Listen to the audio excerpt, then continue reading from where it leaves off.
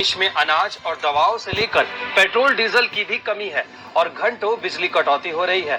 हालात इतने खराब हैं कि लोगों की नाराजगी को देखते हुए सरकार के सभी 26 मंत्रियों ने इस्तीफा दे दिया है। अब कमान केवल राष्ट्रपति गोटबाया राजपक्षे और प्रधानमंत्री महिंदा के हाथों में है। यहाँ सरकार से नाराज लोगों के प्रदर्शन के बाद शुक्रवार से आपातकाल लागू कर दिया गया है। पर श्रीलंका इतने गहरे आर्थिक संकट में फंसा कैसे? इसके 5 बड़े कारण हैं। चलिए समझते हैं।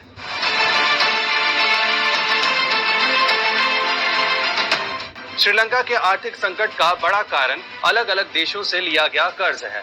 2010 के बाद से ही लगातार श्रीलंका का विदेशी कर्ज बढ़ता गया।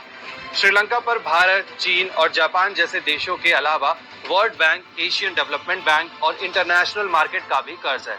श्रीलंका की एक्सपोर्ट से आय करीब 12 अरब डॉलर है, जबकि इंपोर्ट से उसका खर्च करीब 22 अरब डॉलर है, यानी उसका व्यापार घाटा 10 अरब डॉलर का रहा है।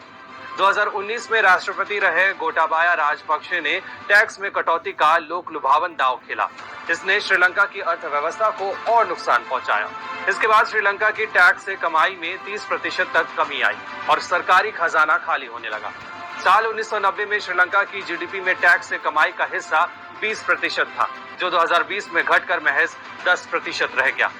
अप्रैल 2019 में श्रीलंका की राजधानी कोलंबो में हुए आतंकी हमले और फिर कोरोना महामारी ने देश के टूरिज्म को तबाह कर दिया। टूरिज्म श्रीलंका में विदेशी मुद्रा कमाने का तीसरा सबसे बड़ा जरिया है। 2018 में श्रीलंका में 23 लाख टूरिस्ट आए थे, लेकिन आतंकी हमले और कोरोना महामारी के बाद टूरिस्ट की संख्या कम होने लगी। साल 2019 में 19 लाख, साल 2020 में 5 लाख और साल 2021 में महज 1,94,000 लोग श्रीलंका पहुंचे। श्रीलंका की राजनीतिक पार्टियों के भ्रष्टाचार और गलत नीतियों ने भी श्रीलंका को जमकर नुकसान पहुंचाया है।